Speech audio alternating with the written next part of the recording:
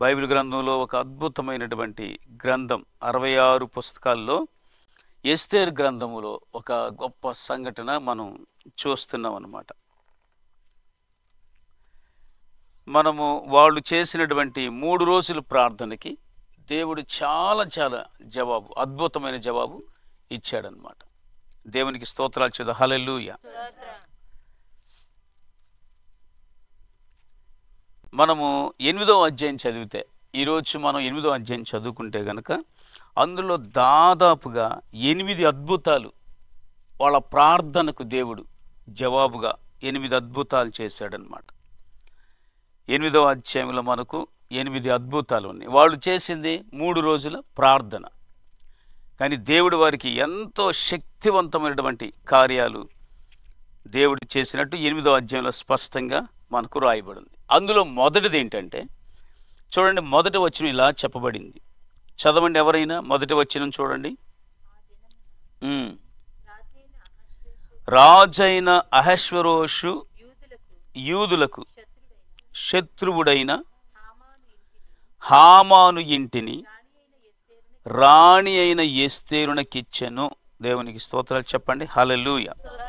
హామాను ఇల్లు అతన్ని ఉరి తీసేసి, హామాన్ ఎవరు? శత్రువు కదా. ఆ యూదులకు శత్రువు అయినటువంటి వాని ఇంటిని ఎవరికిచ్చాడు? ఎస్తేరుకి ఇచ్చాడు. అంటే ఆ ఇంటిని పూర్తిగా ఇక రాజుగారే ఇచ్చాడు, మంత్రి గారు కదా అతనికి. కానీ ప్రార్థన ప్రతిఫలం ఏంటంటే, ఇక అతని ఇల్లు మొత్తం ఎస్తేరుకి ఇవ్వబడింది అనమాట, జప్తి చేయబడింది. దేవునికి స్తోత్రం చెప్తా. హల్లెలూయా. అది మొదటిది దీంట్లో 8వ అధ్యాయంలో మీరు గుర్తుపెట్టుకుంటే మంచిది. రెండవది చూడండి, అంటే ఏంటి? అతడు మొర్దెకై ఎవరు అప్పుడు దాకా రాజుకు తెలియదు. ఎస్తేరుకి మొర్దెకైకి ఉన్న సంబంధం ఏంటో రాజుకి తెలియదు. ఏం సంబంధం? అన్నా చెల్లెలు. కానీ ఎలా తీసుకున్నాడు? కూతురులాగా దత్తత తీసుకున్నాడు అనమాట. అంటే అన్నయ్య అవుతాడు. అది అంతకుముందు రాజుకు తెలియదు అనమాట. తెలియదు కాబట్టి ఇప్పుడు రాజుగారికి ఎస్తేరు రాణి చెప్పింది, ఆయన మా అన్నయ్యేను అని చెప్పింది. అప్పుడు ఏం జరిగింది చూడండి. అంటే మంత్రి గారికి ఇచ్చాడు మొదటి ఉంగరాన్ని. ఏ సందర్భంలో ఇచ్చాడు? నేను మీకు హాని చేసే ఒక జాతి ప్రజలు ఉన్నారు, వారిని చంపడానికి నాకు 20,000 మణుగుల వెండిని చంపేవారికి ఇవ్వడం కోసం నాకు ఖజానాలో నుంచి ఆ డబ్బు ఇప్పించండి, నేను మీకు హాని చేసేవాడిని భూమి మీద ఉంచను అని చెప్పినప్పుడు, ఆ సందర్భంలో రాజుగారు తన ఉంగరాన్ని తీసి ఎవరికిచ్చాడు? హామాను చేతికిచ్చాడు. మంత్రి గారు కదా. అంటే రాజు తర్వాత ఆ శాసనాన్ని, ఆ యొక్క అధికారాన్ని పాస్ చేసేది మంత్రి గారు అనమాట. మంత్రి యొక్క ఆయన సలహాదారుడు కాబట్టి ఆ ఉన్నతమైన స్థితిలో ఉన్నట్టు అర్థం. ఉంగరం ఎవరి చేతిలో ఉంటుందో, రాజుగారు ఎవరికి ఇస్తాడో ఆ వ్యక్తి ఉన్నతమైన వాడు. కాబట్టి ఇప్పుడు ప్రార్థన ఫలితంగా రాజుగారి యొక్క ఉంగరము ఎవరికి ఇవ్వబడింది? మొర్దెకై ఎవరు? గేట్ దగ్గర, రాజగుమ్మం దగ్గర పని చేసుకునేవాడనమాట. అక్కడ ఉండే ఉద్యోగులలో ఎవరైనా చీప్గా, అంటే ఏంటి, తక్కువ ఉద్యోగులలో తక్కువ ఉద్యోగస్తుడు ఎవరు? మొర్దెకై. కానీ ఇప్పుడు అతడు ఉన్నట్టుండి ఒక్కసారిగా మంత్రి హోదాలోకి వెళ్ళిపోయాడు అనమాట. దేవునికి స్తోత్రం చేద్దాం. హల్లెలూయా. ఇది ఎన్నో అద్భుతం చెప్పండి. రెండవది, మొదటిదేంటి? హామాను యొక్క ఇల్లు ఎస్తేరుకి ఇచ్చేశాడు. నీదే ఇంకా ఇల్లు అని చెప్పాడు. మీరు అది గుడిసె అనుకుంటున్నారేమో. ఎంత హోదాగా కట్టాడు అనమాట, రాజుగారు ఇచ్చాడనమాట మంత్రి గారికి. అది అతడు తన యొక్క కుట్రను బట్టి అతడు మరణించాడు కాబట్టి ఆ ఇల్లుకి నీకే అని చెప్పేసి ఎస్తేరు రాణికి ఇచ్చాడు. తర్వాత ఉంగరం తీసి మొర్దెకైకి ఇచ్చాడు. దేవునికి మహిమ కలుగునుగా. హల్లెలూయా. మూడోది చూడండి, మూడవది చదవండి. ఎస్తేరు హామాను ఇంటి మీద, ఎస్తేరు మొర్దెకైని హామాను ఇంటి మీద అధికారిగా ఉంచాను. రాజుగారేమో ఎస్తేరుకి ఇచ్చాడు ఇల్లు, ఆ ఇంటి మీద అధికారిగా, సూపర్వైజర్గా వాళ్ళ అన్నయ్యకి ఇచ్చిందనమాట అధికారం. ఎవరు? ఎస్తేర్, అన్నయ్య ఈ ఇంటిని అంతా నువ్వే అధికారంగా చూసుకోవాలి అని చెప్పేసి వీళ్ళిద్దరు అన్నా చెల్లెల యొక్క పొజిషన్ ఎట్లా మారిపోయింది చూడండి. దేనివల్ల? ఉపవాస ప్రార్థన. ఏం చెప్పింది రాణి? నేను 3 రోజులు ఉపవాసం ఉంటాను, నీవు మన యూదులను కూడా తీసుకుని వెళ్ళి 3 రోజులు ఉపవాస ప్రార్థన చేయండి అని చెప్పినప్పుడు పరిస్థితులు ఎట్లా తారుమారయ్యాయో ఇందులో ఉంటుంది. మూడవది ఏంటంటే మొర్దెకై ఆ హామాను ఇంటి మీద అధికారి అయిపోయాడు అనమాట. ఇక 4వ విషయం ఏంటంటే రాణిగారు రాజుగారి పాదాల మీద పడి ఒక విషయం బ్రతిమలాడుకుంది. ఈ 3 బాగానే ఉన్నాయి, కానీ అసలైంది ఒకటి ఉంది. అదేంటంటే హామాను ఒక శాసనం పుట్టించాడు కదా. ఏంటిది?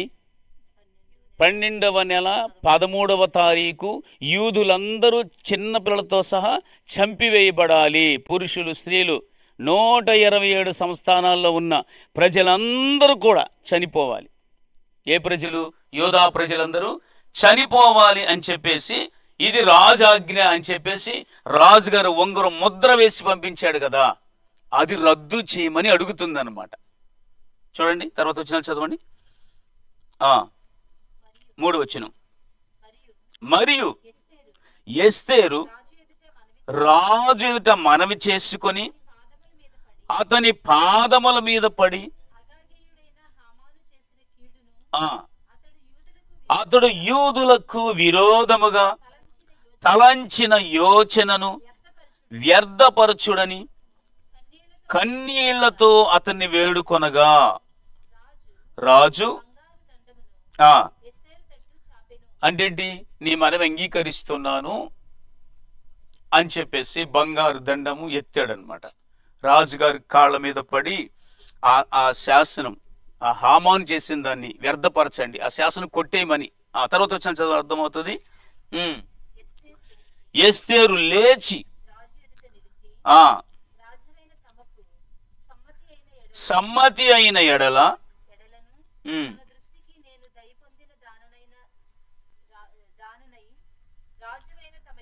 రాజు అయిన తమ ఎదుట ఈ సంగతి తమ దృష్టికి నేను ఇంపైన దానైన ఎడలను రాజవైన తమ సకల సంస్థానములలో నాశనము చేయవలని జరగకుండునట్లు వాటిని రద్దు చేయుటకు ఆజ్ఞేయుడి. అది కోరిందనమాట. ఏమనంటే ఈ హామాను చేసినటువంటి ఆ శాసనం అది రద్దు చేయండి. ఎందుకంటే అది దాని ప్రకారం అయితే మా ప్రజలందరూ కూడా చనిపోవాలి, ఒకే రోజు చనిపోవాలి. అది ఎవరి పక్షంగా ఉంది అధికారం? యూదులకు కాకుండా మిగతా ప్రజలందరికీ అధికారం ఉంది. ఎవరిని చంపమని? యూదులందరినీ చంపమని. కాబట్టి అది రాజుగారే పెట్టాడు కదా, మరి సంతకం చేసినట్టే కదా. రాజుగారు ఉంగరం ఇచ్చి నువ్వే చేసి అని చెప్పాడు కదా. కాబట్టి రాజుగారి మనస్ఫూర్తిగా ఇచ్చాడు. కానీ ఇప్పుడు ప్రార్థన వలన ఎంత మహిమకరమైనటువంటి కార్యం చేశాడు మరలా ఒకసారి గుర్తు చేస్తుంది. మీరు హామాను ఇలాగ శాసనం పుట్టించాడు కదా, దాన్ని రద్దు చేయమని అడిగితే రాజుగారు ఒక చక్కని విషయం చెప్పాడు. చూడండి ఏమని చెప్పాడు. రాణి అయిన ఎస్తేరునకును వాళ్ళిద్దరికి చెప్పాడు. ఇంకా వాళ్ళే కదా అధికారులు. ఇక వాళ్ళిద్దరికి ఏం చెప్పాడంటే హామాను ఇంటిని ఎస్తేరునకిచ్చి ఉన్నాను, అతడు యూదులను హతము చేయుటకు ప్రయత్నించినందున అతడు ఉరికొయ్య మీద ఉరితీయింపబడిను. అయితే రాజు పేరట వ్రాయబడి రాజు ఉంగరముతో ముద్రించబడిన తాకీదును చూసారా ఏమంటాడంటే ఇట్ ఈస్ ఇంపాసిబుల్, నేను దాన్ని మార్చలేను. ఎందుకంటున్నాడు? అది మాదియా పారసీక రాజులు ఏంటంటే ఒకసారి శాసనం పుట్టించారంటే ఇంక అది మార్చడానికి వీలు కాదు, ఏ మనిషి మార్చలేడు. మరి ఇప్పుడు పరిస్థితి ఏంటి? రాణి గారేమో ఏడ్చి పాదాల మీద పడింది, నువ్వెలాగైనా దాన్ని రద్దు చేయమని. కానీ ఇప్పుడు అది ఏ మానవుడు రద్దు చేయలేడు. ఒకవేళ నేను రద్దు చేశాను అనుకో, రేపు ఇంకొకటి వచ్చి ఇంకోటి అని అనేస్తుంటారు. గవర్నమెంట్ కూడా అంతే కదా, ఏదైనా ఒక శాసనం పుట్టించిందంటే, జీవో వచ్చిందంటే అదంతే లోబడాల్సిందే. కరెంటు బిల్లు ఎంత పెరిగిందో, యూనిట్కి ఎంత అని పెంచారనుకోండి, మనం ఏం చేయాలి? కట్టాల్సిందే కదా. కాబట్టి ఒక శాసనం అనేది పుట్టిస్తే ఈ మాదియా పారసీక రాజులు మరీ స్ట్రిక్ట్గా ఉంటారనమాట. కాబట్టి అది ఏ మానవుడు రద్దు చేయలేడు. అయితే దానికి బదులుగా ఆ రాజుగారి అద్భుతమైన సలహా ఇచ్చాడు. చూడండి ఏమని ఇచ్చాడు? కాగా మీకిష్టమైనట్టు మీరు రాజునైన నా పేరట యూదుల పక్షమున తాకీదు వ్రాయించి దాన్ని ముద్రించుడి. మీకు ఇష్టమైనట్టుగా రాసుకుని, చూడండి దేవుడు అతని హృదయాన్ని ఎట్లా మార్చాడంటే, మీకు ఇష్టమైనట్టుగా. ఎవరికి ఇష్టమైనట్టు? రాణికి మొర్దెకైకి. మీ ఇద్దరికి ఇష్టమైనట్టుగా డాక్యుమెంట్ రాయండి, రాసి నా ఉంగరంతో ముద్రించండి, అంటే నేనే మీకు అధికారం ఇచ్చినట్టు అని చెప్పాడు. అలా ఇచ్చేసరికి వాళ్ళు ఏం రాసుకున్నారు తెలుసా? చాలా అద్భుతమైన విషయం రాసుకున్నారు. ఏమంటే 12వ నెల 13వ తారీఖున యూదులందరూ, చిన్న పిల్లలు కానీ, స్త్రీలు కానీ, పురుషులు కానీ, మీ మీదకి ఎవడైతే వస్తాడని మీరు ముందుగానే గ్రహించారో, మీకు విరోధులు ఎవరైతే ఉన్నారో వారందరిని చంపేయండి. వారందరినీ మీరే చంపేయండి. మీ పక్షాన రాజుగారు మీకు అధికారం ఇచ్చాడు అని వీళ్ళు డాక్యుమెంట్ రాసుకున్నారు. ఎవరు? మొర్దెకైని రాణి, అన్న చెల్లి ఇద్దరు రాసుకుని రాజుగారు ఉంగరం ముద్రేసేసారు. అంటే ఇప్పుడు అధికారం అంతా ఎవరి పక్షాన ఉంది? ఇప్పుడు యూదులందరి పక్షాన ఉంది. దేవుని స్తోత్రాలు చెప్పండి. హల్లెలూయా. ఇది ఎన్నో అద్భుతం? 4వ అద్భుతం ఇది. కాబట్టి మీ ఇష్టం వచ్చినట్టు రాసుకోమని చెప్పారు అనమాట. ఒక వైట్ పేపర్ మీకు ఇచ్చి ఎవరైనా మీకు ఇష్టం వచ్చినట్టు రాసుకొని ఎంత కావాలో డబ్బు అన్నారు అనుకోండి, ఏం చేస్తారు? పేజీలు ఆదరించి ఇది మొత్తం నింపేస్తారు. నేను సంతకం పెడతాను, మీరు ఎంతైనా రాసుకోండి పైన అంటే. ఆ విషయం వాళ్ళకి చెప్పారనమాట. మీరు ఎంతైనా రాసుకోండి, ఏదైనా రాసుకోండి, చివర నా ఉంగరం ముద్ర వేసేసేయండి అని. అయితే అంతకుముందు ఇచ్చిందని నేను రద్దు చేయలేను, ఇక అది వేస్ట్ అయిపోతుంది. దేనివల్ల? 2వ డాక్యుమెంట్ వల్ల, ఈ తాకీదు వల్ల. మొదటిది నిర్వీర్యం అయిపోయినట్టే. ఎందుకనంటే ఇమ్మీడియట్గా 3వ నెలకే ఈ అద్భుతం జరిగిందనమాట. దేవునికి స్తోత్రం చేద్దాం. హల్లెలూయా. మొదటి శాసనం ఏ నెలలో స్టార్ట్ అయిందో తెలుసా? మొదటి శాసనం మొదటి నెలలో 13వ తారీఖునే అందరిని పిలిపించేశాడు హామాను. ఈ రైటర్స్ని అందరిని పిలిపించి అందరి చేత రాయించాడు. 120 సంస్థానాలంటే 127 దేశాలు అనుకోండి, అంత పెద్ద చక్రవర్తి అనమాట అతను. ఇందులోనే అద్భుత రీతిలో మన దేశం గురించి చెప్పబడింది. 2 సార్లు ఉంది దీంట్లో. హిందూ దేశం మొదలుకొని కూషు దేశం వరకు అని ఉంటుంది బైబిల్ గ్రంథంలో. ఏ గ్రంథంలో కూడా మన హిందువులు అనుకుంటారు కదా, వాళ్ళ గ్రంథాల్లో కూడా లేదు. ఒక బైబిల్లో మాత్రం ఉంది హిందూ దేశం అని. చూడండి ఇందులోనే ఉంటుంది. చూడండి 8వ అధ్యాయంలో 8వ అధ్యాయము 9వ వచనం చదవండి ఒకసారి. 3వ నెలలో 23వ దినమందు రాజు యొక్క వ్రాతగాండ్రు పిలువబడిది. మొర్దెకై ఆజ్ఞాపించిన ప్రకారమంతయు యూదులకును హిందూ దేశం మొదలుకొని కూషు దేశం వరకు వ్యాపించి ఉన్న 127 సంస్థానములలోనున్న అధిపతులకును అధికారులకును ఆయా సంస్థానములకును తాకీదులు రాయబడి. అంటే ఒకే జాతి ప్రజలు కాదనమాట, అందరూ రకరకాల భాషలు. అప్పటికే వారి భాషలు బట్టి తాకీదులు రాయించేశాడు. అందులో హిందూ దేశం మొదలుకొని అని ఉంది. దేవునికి స్తోత్రాలు చెప్పండి. నా దేశము నా బైబిల్ గ్రంథంలో ఉంది అని చెప్పండి. ఎంత ఆశ్చర్యం! ఇంకా ఏ దేశం, ఇంకా కొన్ని దేశాలు ఉన్నాయి కానీ మన దేశం కూడా ఉండడం ఆశ్చర్యం అనమాట. ఇక్కడండి 127 సంస్థానాలకు వెంటనే మొర్దెకై ఆజ్ఞాపించినట్టు రాసేశారు. రాజుగారు ఇక అందరికి మనకు అధికారం ఇచ్చేశాడు, మీరేం భయపడవసరం లేదు. ఆ రోజు 12వ తారీఖు 12వ నెల 13వ తారీఖు మీరే రివర్స్ అయిపోండి, రాజుగారు మీ పక్షానే ఉంటాడు అంటే ఇంక మిగతా వాళ్ళు ఇంకేం భయపడిపోతారు కదా. అంత మాత్రం కాదు, వారి ఇళ్ళు కానీ వారి ఆస్తి కానీ మీరే దోచుకోండి అని ఉంది. దాంట్లో ఏమనుంది? ఇళ్ళు కానీ మీకు ఎవరైనా ఇళ్ళ అధికారం ఇస్తే ఏం చేస్తారు? మీ పక్కింటి వాళ్ళది దోచుకోండి. రాత్రి చూడండి, ఆ రోజుల్లో నిజంగా వాళ్ళని ఎంత హీనంగా వాళ్ళు చూశారో హామాను అంత గొప్పగా హెచ్చింపు అనేది కలిగిందనమాట. ఎవరికి?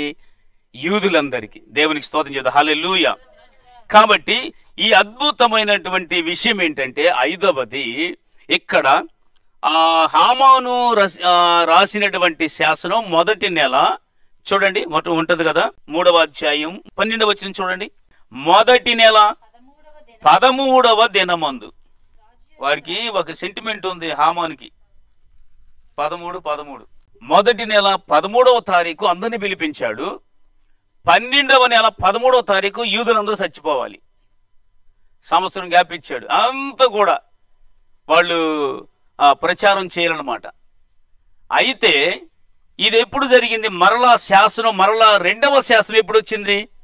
3వ నెల 23వ తారీఖు వచ్చింది. ఎన్ని రోజులకు వచ్చింది జవాబు చెప్పండి వాళ్ళకి? మొదటి నెల 13వ తారీఖు హామాను శాసనం పుట్టించాడు రాజుగారి పేరు మీద. ఇప్పుడు వాళ్ళు ప్రార్థన చేసేసరికి జవాబు 3వ నెల 23వ తారీఖు వచ్చేసింది. మొదటి నెల 13 నుంచి 2వ నెల 13కి నెల, 2వ నెల 13 నుంచి 3వ నెల 23 వరకు 70 రోజుల కల్లా శాసనమే మారిపోయిందనమాట. దేవునికి స్తోత్రం చేద్దాం, హల్లెలూయా. అది వెంటనే 70 రోజుల కల్లా వీళ్ళు 3 రోజుల ఉపవాస ప్రార్థన ఫలితాలు చెప్తున్నాను అనమాట.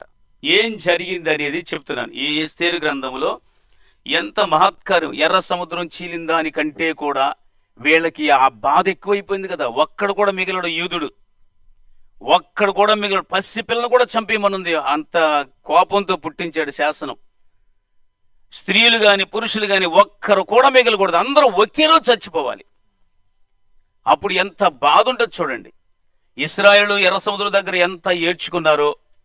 ఇప్పుడు మనం చెప్పుకున్నాం కదా, అందరూ ఉపవాసం ఉండి పడి ఉండేరి అని ఉంది. ఎవరిలో ఆనందం లేదు, సంతోషం లేదు, అందరూ దుఃఖంతో పడి ఉన్నారు. 3 రోజుల ఉపవాస ప్రార్థన ఎంత మహిమకరంగా ఉందో చూడండి.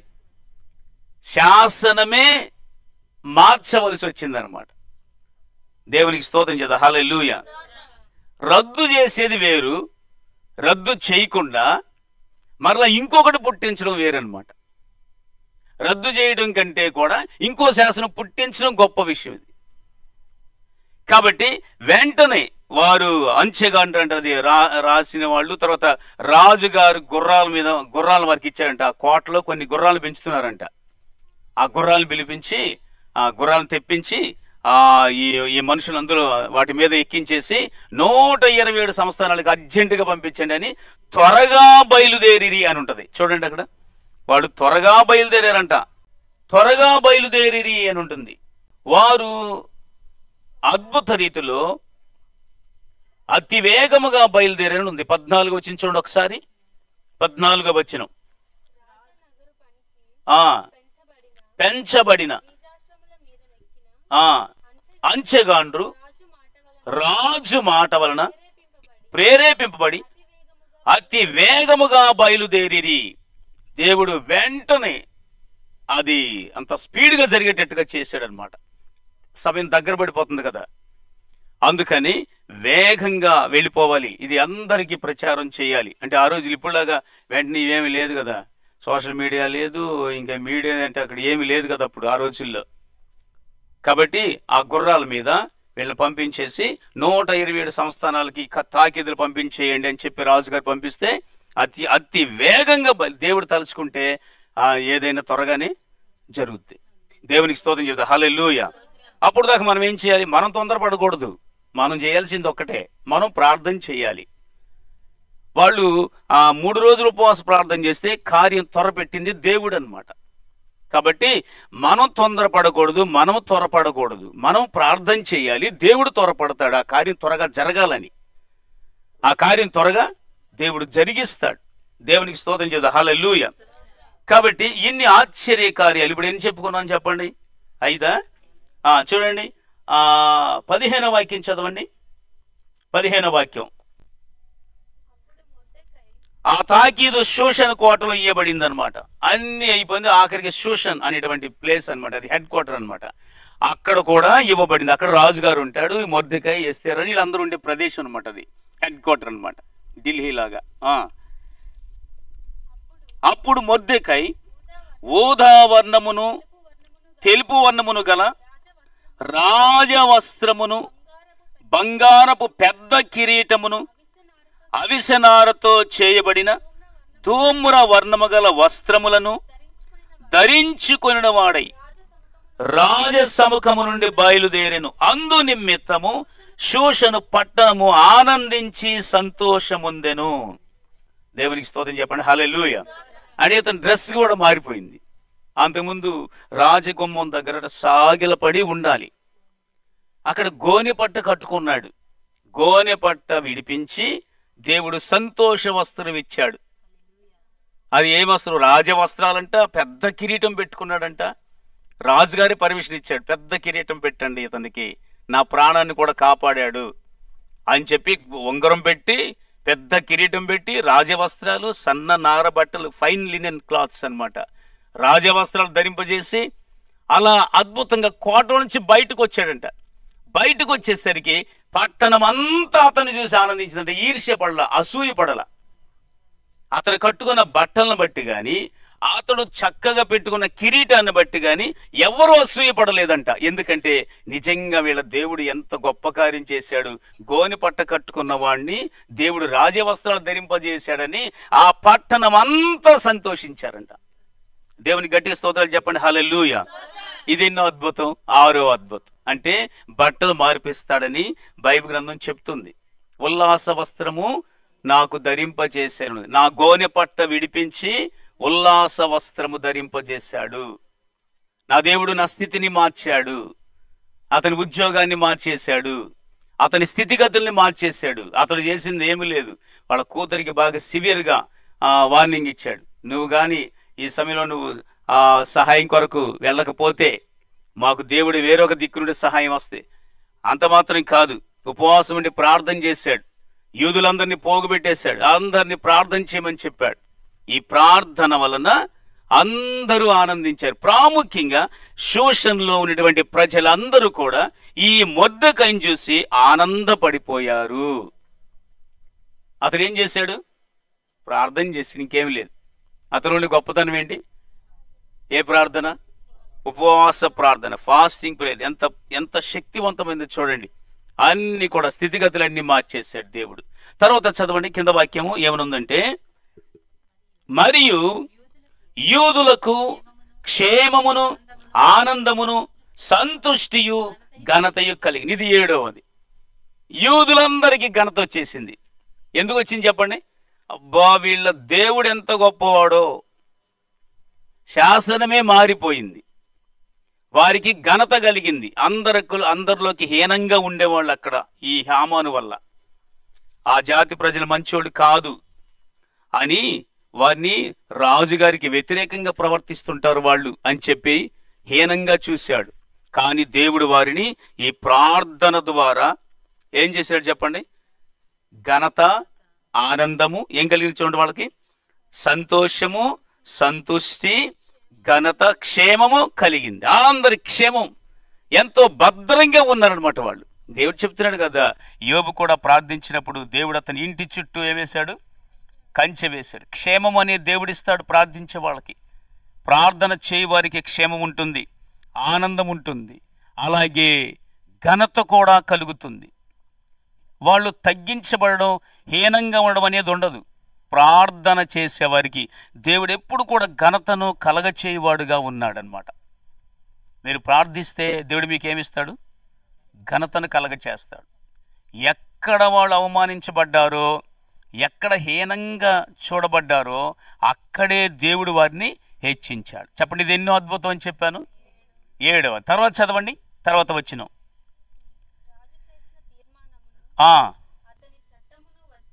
అతని చట్టమును వచ్చిన ప్రతి సంస్థానమందును ప్రతి పట్టణమందును ఆనందమును సంతోషమును కలిగెను. అది శుభదినమని విందు చేసుకొనిరి. మరియు దేశజనులలో యూదుల ఎడల భయము కలిగెను గనుక అనేకులు యూదుల మతమును అవలంబించిరి. ఇది 8th. అందరూ కూడా ఎందుకు నమ్ముకున్నారు వాళ్ళని? చెప్పండి, వాళ్ళ మతాన్ని ఎందుకు స్వీకరించారు? వాళ్ళ దేవుడు గొప్ప దేవుడు. ఎంత గొప్పగారు చేశాడో చూసారా? ఉపవాస ప్రార్థన ఆలకించడం ద్వారా దేవుడు వారికి జవాబిచ్చాడని, వారి దేవుడు వారితో మాట్లాడాడని, వారిని ఆపద నుండి తప్పించాడని, శాసనం మార్చేశాడని అందరూ కూడా చాలా మంది యూదుల మతమును అవలంబించిరి. అంటే ఆ దేవుడే మాకు కావాలి. ఇదే కదా ఆశ్చర్యమైన విషయం. అంటే నీ ఉపవాస ప్రార్థన ద్వారా ఇంకొకరు నీ దగ్గరికి రావాలి. మరి దేవుడు అలా చేస్తాడా చేయడా? చేస్తాడు. దేవునిలో శక్తి ఎప్పుడు మారదు. దేవుడు ఎప్పుడు కూడా మారడు. మరి ఈ ఉపవాస ప్రార్థనల వల్ల అనేకులు యూదుల మతాన్ని అవలంబించారు. అంటే యెహోవా దేవుడే మహిమగల దేవుడని. ఇక్కడ నిజంగా ఈ ఎస్తేరు గ్రంథంలో దేవుడు అనే పదం లేదు. చూసారు? ఎప్పుడైనా దీన్ని చదివారా? ఎన్ని అధ్యాయాలు తింటే మొత్తం? ఎన్ని అధ్యాయాలు చెప్పండి? 10 అధ్యాయాల్లో దేవుడు అనే మాట ఉండదు. కానీ ఆ దేవునికి ప్రార్థించడం ద్వారా శాసనం తారుమారైందని ఉండడమే కాకుండా అనేకులు ఆ యూదుల మతాన్ని, అంటే దేవుడు గొప్పతనం తెలుసుకుంటేనే కదా ఆ మతంలోకి వచ్చేది. దేని తెలుసుకుంటూ వస్తారు? ఆ గొప్పతనం తెలుసుకుంటే కదా. దేవుడు వీళ్ళ ప్రార్థన విన్నాడు. ఈ మొర్దెకై యొక్క జీవితం ఎంత అద్భుతంగా మార్చబడింది. అలాగే యూదులందరూ ఏ విధంగా రక్షించబడ్డారు, వారికి ఏ విధంగా క్షేమం కలిగింది. ఆ శాసనము అన్ని చోట్ల ఇవ్వబడింది అనమాట. 127 దేశాల్లో. అప్పుడు మన దేశంలో కూడా ఉన్నారనమాట యూదులు. ఎవరి కాలంలో? అహష్వరోషు ఎస్తేరు రాణి కాలంలో ఇవ్వబడింది అనమాట. అప్పుడు అందరూ కూడా సంతోషంగా శుభదినం ఇది అని చెప్పేసి వాళ్ళు పండుగ చేసుకున్నారు. ఇంకా ఆ రోజు రాలా, శాసనం వచ్చింది కదా, ఇంకేం ఇబ్బంది లేదు కాబట్టి అందుకే పండుగ చేసుకున్నారు వాళ్ళు. ఇప్పుడు చెప్పండి, హగాగీయుడైనటువంటి హామాను ఎవరికి శత్రువు? యూదులకు శత్రువు. వాడు పుట్టించిన శాసనం ఏంటి? 12వ నెల 13వ తారీఖున యూదులందరూ చంపబడాలి. దానికోసం ఎంత డబ్బు ఇచ్చాడు? ఎంత వెండి ఇచ్చాడు? 20,000 మణుగుల వెండిని తూచి ఇచ్చాడనమాట. దానికి రాజుగారు ఏమిచ్చాడు? ఉంగరం ఇచ్చి ఆ శాసనం పుట్టించమని చెప్పేశాడు. ఏ నెలలో జరిగింది అది? తాకీదు రాయించింది ఎప్పుడు? మొదటి నెల 13వ తారీఖు. ఆ తర్వాత వారికి ఉపవాస ప్రార్థనలు దిగిపోయారు వీళ్ళు. ఎప్పుడైతే తెలిసిందో వెంటనే ఉపవాస ప్రార్థనలు చేశారు. మరి ఎన్ని రోజులు చేశారో మనకు తెలియదు. మనం ఎన్ని రోజుల దాకా చేయాలి? జవాబు వచ్చే వరకు చేయాలి. జవాబు వచ్చే వరకు వాళ్ళు చేశారనమాట. రోజు రోజుకి ఈ పరిస్థితి ఎట్లా మారతాయా అని ఎదురెదురు చూస్తున్నారు వాళ్ళు. ఎప్పుడైతే రాణి గారు విందుకు పిలిచిందో ఆ రోజే అర్థమైపోయింది. ఎప్పుడైతే మొర్దెకైని ఆ హామాన్ అనేవాడు ఊరేగించాడో అప్పుడే వీళ్ళకి జవాబు వచ్చినట్టు రుజువు అయిపోయింది. ఎవరికి? అందరికి తెలిసిపోయింది వార్త.